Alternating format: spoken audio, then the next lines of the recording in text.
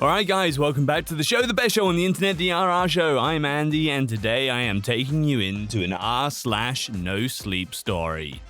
This one is from Young Garlic, and it comes with a very, very important disclaimer. Please do not read or listen to this post in public. Do not read it on a computer or an iPad or any large screen for that matter. Even if you live alone, do not sit with your back facing a larger room. If someone or something was particularly good at hiding, slender, quiet, and quick, they could easily be in the same room as you, peering in through a window or tucked behind the furniture. Ideally, read it on your phone or listen to it, lying on your back with the screen no less than 6 inches from your face. Please, keep the lights on. It makes it harder for them to get close to you. Think about whether you heard something out of the ordinary in the last few hours, such as a creak in the floorboards, the knock of something bumping into furniture, or a door inexplicably opening or shutting. If you have, please close Reddit and stop reading or listening. There is a good chance something is watching you.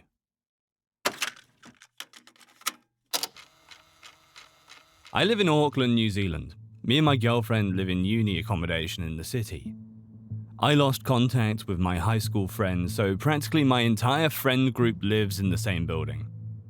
The uni dorms are very large, very full, and unsurprisingly, very loud.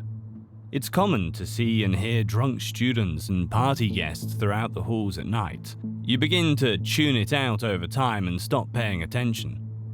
Perhaps that's why they were less careful around us. Anyway, orientation week was coming up and my mates and I thought it would be a good night to go out clubbing. I don't know if it's the same everywhere else, but all the nightclubs here treat orientation like it's Christmas. Toga parties, angel and devil nights, the whole lot. The rest of my group chat hardly ever even replies to messages like this, but I can always count on Ethan and Andre to come out to town. So last Wednesday, we headed to Sapphire. Personally, I'm not the biggest fan of Sapphire. It's always too crowded and there's no seating whatsoever, but Andre was set on going to this gig tonight, so me and Ethan just kind of followed. We got into the club, no problems, and we had a few pre-drinks. I thought I saw someone cut in front of us as the bouncer was checking our IDs, but they couldn't have. There was another bouncer on the other side who didn't seem to see anything, so I didn't really react to it. Andre went off to mosh while me and Ethan went to order drinks. Ethan orders a beer, I order a Jaeger bomb, and just as the bartender hands me my drink, I hear Ethan's voice next to me. Is that dude staring at us? I paid no attention to Ethan. I didn't even look around, as I was too busy paying the bartender. I didn't really even take in his words because I was too busy wondering how a shot of Jaeger and Red Bull could combine to cost $12. But before I could reply, a full bottle of beer shattered around my feet. Ethan's beer. I flicked around to see what had happened. Ethan wasn't stupid and he wasn't drunk.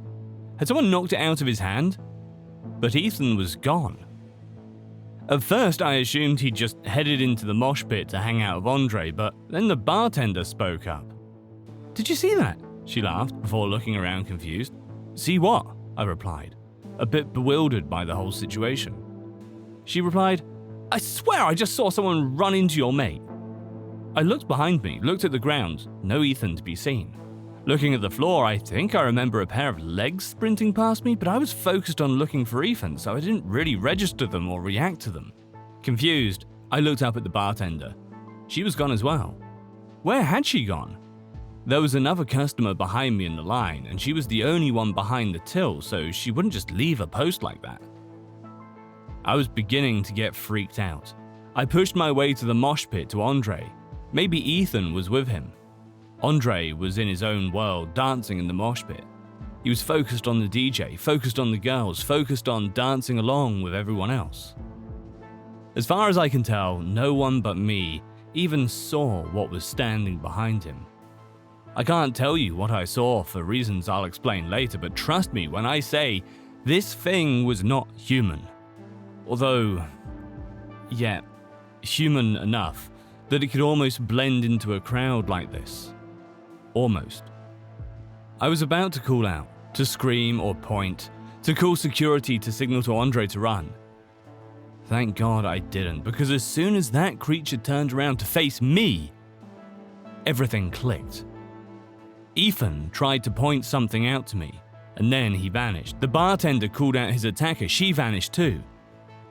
Yet Andre and everyone around him were minding their own business, and they were fine. As it turned around to face me, its hideous features burned into the back of my eyelid. I calmly brought my phone and began texting my girlfriend. I'm coming home. Do not text me. Keep the doors locked until I arrive. I'll explain everything when I get there.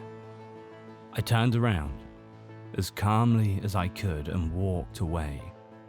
I walked up the stairs and turned up the road. I heard the side door open. I did not react. I heard footsteps scuttling behind me.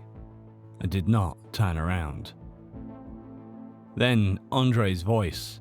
Yo, Cody, where you going? I prayed to whoever was listening that the creature was well hidden again, that Andre would not see it tailing me. I almost broke down. I wanted to scream at him to leave, but I just couldn't. So I continued walking. Then he said it. Who's that with you? As far as I could tell, those were his last words. I walked to the halls. I wanted to cry, but this thing was still sussing me out. I wanted to break down in tears, but I knew what would happen if I registered this thing's existence. I started to wonder if leading this thing home was even the smart thing to do, but I didn't care anymore. I just wanted to curl up in bed and stay under the covers until whatever this thing was decided I was deaf or blind or stupid enough to leave alone. I unlocked the gate. It clambered over the wall. I got in the elevator. It got in with me. The whole ride, it was towering over me, staring at me, wondering how I hadn't noticed it yet. I walked to my apartment and knocked on the door. My girlfriend called out to me. The second she yelled out, the creature vanished, sprinting away at an unnatural speed down the hall and ducking behind what I think was a bin. I don't know, I wasn't looking. I called out to my girlfriend, who impishly opened the door, clearly terrified by my text. The thing was very well hidden, yet the hallway had very little cover. Whatever this thing was, it could conceal itself very well. Not that it mattered, because as my girlfriend opened the door, I saw it. The creature's face, pressed up against the window behind her, watching me. But it was different. The features were slightly screwed, slightly changed. The daunting realization hit me that no doors had opened in the hallway, and we were 6 stories up. This was not the same creature. As my girlfriend turned around, the face at the window ducked out of sight. She turned back to me. It rose back up. The face could switch from pressing its face against the window to vanishing beneath it with such seamless efficiency I had to remind myself I couldn't allow myself to be mesmerized by its movements. My girlfriend was being watched, but she would never have any idea. Had it been here all night? A week? How long had this thing been here, pressing its monstrous face against the window, and yet somehow staying out of sight? I quietly explained to her what had happened, starting by explaining that she couldn't react to what I said no matter what, then explaining the creature's details, what it looked like. Maybe it was stupid, but I had never been more stressed and confused in my life, and I just wanted someone to talk to. She calmly gulped. A tear rolled down her face. She wandered over to the cupboard and started sifting through papers. I wondered if she even believed me, or whether she was just taking my act natural advice very seriously. But then she pulled out the drawing. A child's drawing. Her childhood drawing. A young girl surrounded by at least half a dozen tall, inhuman figures. I didn't get a good look. 1 second, she was there in the hallway. The next, I couldn't even recognize her corpse. A third creature stood in her place. Her lifeless body broken and bloodied on the carpet, her arms and legs mangled and twisted like broken twigs, her face unidentifiable. If you were hoping to get a proper description of these things, I'm sorry. Now you know why that isn't going to happen. I'd rather die than allow someone to recreate that drawing. God forbid someone ever posts a sketch of this thing on the internet. Terror doesn't even begin to describe what I was feeling, face to face finally with this thing. But it got worse when I heard the windows shatter and the door break down. All three creatures standing in my dining room, staring down at me as I sat, staring at my girlfriend's mutilated corpse. The creatures stood and waited. And waited. And waited. Until finally I stood up, walked over to the fridge, took out a beer, sat right back down in my chair, and drank it calmly.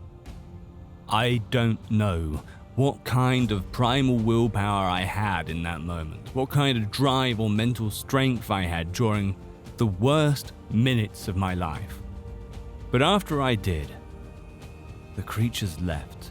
In the blink of an eye, the body had been removed, the blood was cleaned up. A few days later, I was called into the station to help clear the air about my missing friends. I told them very little. Ethan, Andre, and my girlfriend have all gone down among ever-growing lists of missing people. I wondered how many others are missing for the same reason. How many innocent people are in jail, blamed for these creatures' crimes. I needed to make this post. I needed to let people know. They no longer hide from me. They are everywhere. You couldn't possibly comprehend how many you walk past every day, how many are watching you as you drive to work. You have no idea how many dark corners they lurk in, how many windows they stand outside.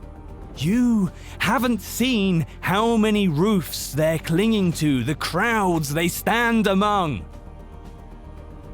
If you share this to your loved ones, make sure they read it lying down. Remind them to read it on a phone and tell them to hold the phone no less than 6 inches from their face. Because more often than not, you are not alone.